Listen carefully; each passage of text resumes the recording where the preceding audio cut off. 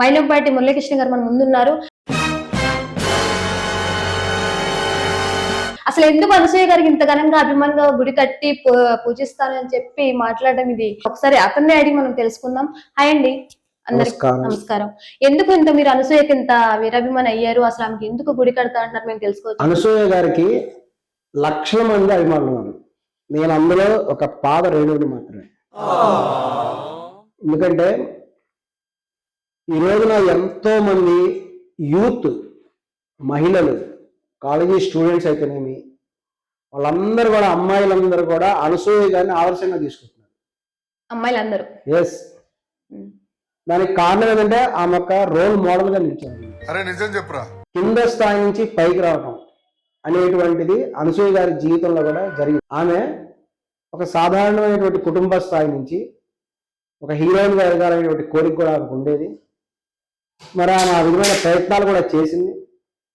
తదుపరి ఏంటంటే cinema field అంటే మీకు ఐడియా ఉంటుంది, రికమెండేషన్ ఉండాలి, ఇంకా చాలా ఉండాలి.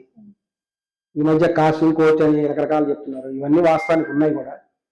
ఆమె ఒక యాంకర్ అనేటువంటి దాంట్లో ఆమె ఎంటర్ అయింది.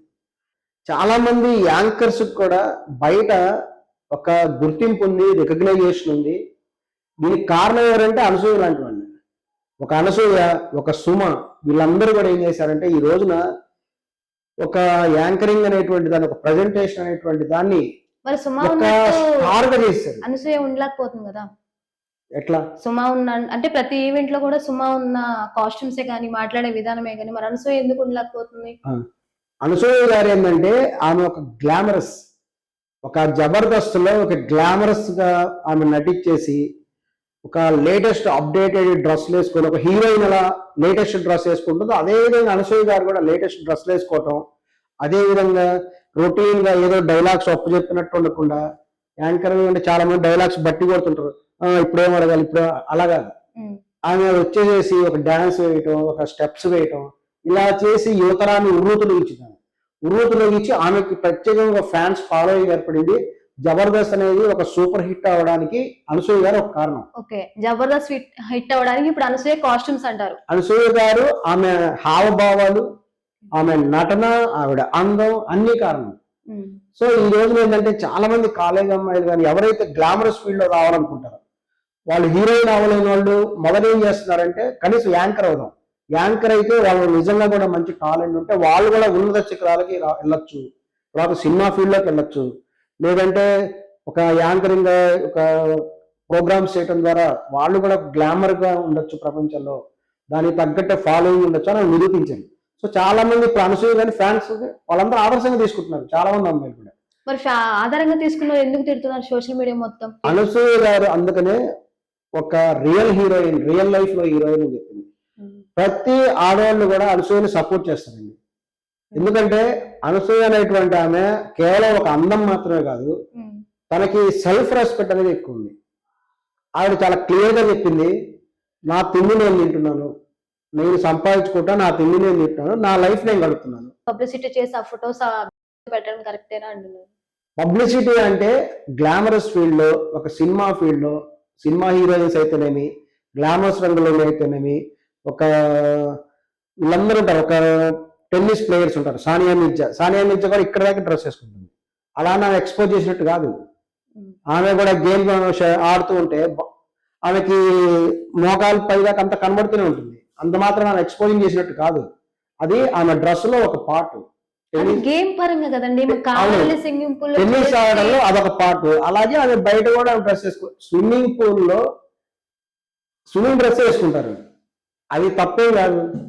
నేను తెలంగాణ స్విమ్మర్స్ అసోసియేషన్ వాళ్ళతో నేను డైరెక్ట్ గా మాట్లాడి వాళ్ళతో క్లియర్గా చెప్పడం జరిగింది. సార్ ఏంటి ఈ మధ్య ప్రతి వాళ్ళు బయట స్విమ్మింగ్ సూట్ అనేటువంటిది ఒక నేరంలాగా తప్పులాగా మాట్లాడుతున్నారంటే వాళ్ళు చెప్పారు క్లియర్గా, స్విమ్మింగ్ డ్రెస్ అనేది వేసుకోవటం చట్టపరంగా వాళ్ళకి అనుమతి ఉంది.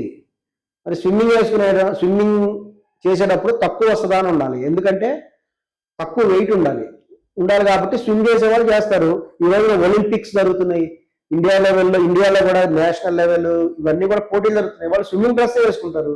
అలా కాకుండా అందాల పోటీలు జరుగుతున్నాయి, రీసెంట్ గా కూడా అందాల పోటీలు జరిగినాయి మన హైదరాబాద్ లో. మీరు ఈశ్వరన్ ఇంతగా పోటీలు అనుసూయకి అక్కడ కూడా అలానే డ్రెస్ వేసుకుంటారు. ఇవాళ సపోర్ట్ చేస్తున్నారండి. బయట అదే మీ ఫ్యామిలీలో ఎవరైనా వేసుకుంటే మీరు ఎంకరేజ్ చేస్తారా?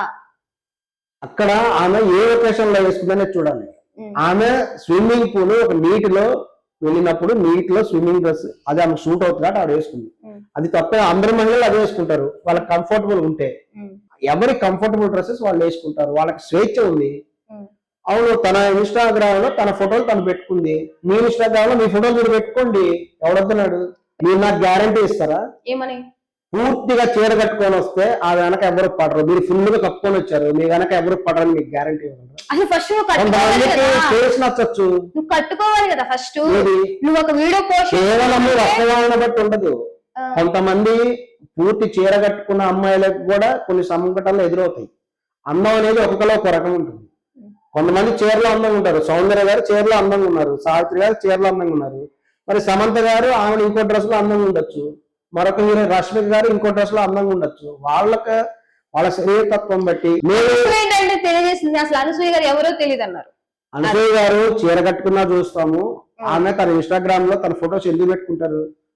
తన ఫాలో చూడమనే కదా. ఆమెనే కదా, ఎవరైనా ఏ సెలబ్రిటీ అయినా ఏ ఇన్ఫ్లుయెన్సర్ అయినా తమ ఫోటోల్ని తమ యొక్క వీడియోలు ఎందుకు పెట్టుకుంటారు? ఒక ఇన్స్టాగ్రామ్ లో అయితేనేమి, ఒక సోషల్ మీడియాలో తన అభిమానులను తన అభిమానులు చూసి ఆనందించాలనే కదా. మరి మెగాస్టార్ చిరంజీవి గారు కూడా అదే చేస్తున్నారు. ఒక హీరో ఆయన తన సినిమాలో కొత్త వాళ్ళని చూపించడానికి ఇంకా ప్రయత్నం చేస్తున్నాడు. ఆయన రీసెంట్ గా సినిమా చూశారు కదా, వరప్రసాద్ సినిమాలో. ఆయన అందులో వేసిన స్టెప్స్ గమనించిన హుక్ డాన్స్ స్టెప్ ముందు ఆయన 4 రకాల స్టెప్లు వేస్తారు. మళ్ళీ వీణ వాయించడం ఒకటి, ఇంకొక పాట ఒకటి, రామ్మ చిలకమ్మ పాట ఒకటి, 4 రకాల స్టెప్లు వేసి ఒక స్టెప్ వేస్తాడు, ఇది కాదు ఇంకా కొత్తగా చూపిద్దాం. ఇంకొక స్టెప్ వేస్తాడు, ఇది కాదు ఇంకా కొత్తగా. 4 స్టెప్లు వేసి ఇదంతా కాదని ఇంకా కొత్తగా హుక్ డాన్స్ అనేటువంటి డాన్స్ వేశాడు. ఆయన తన అభిమానుల కోసం ఈ డాన్స్ వేసేది. తన అభిమానులు చిరంజీవి గారి డాన్స్ చూడడానికి వస్తారు కాబట్టి ఆయన ఇంకా కొత్తగా చూపించాలి. మీసాల పిల్ల ఆ పాట ఉంది, దాంట్లో ఎంతో సూపర్ స్టెప్లు వేశారు కర్చీఫ్ తోటి. అంటే ఎందుకు చేశారు? ఆయనకి ఏం అవసరం? తన అభిమానులను సంతోష పెట్టాలి.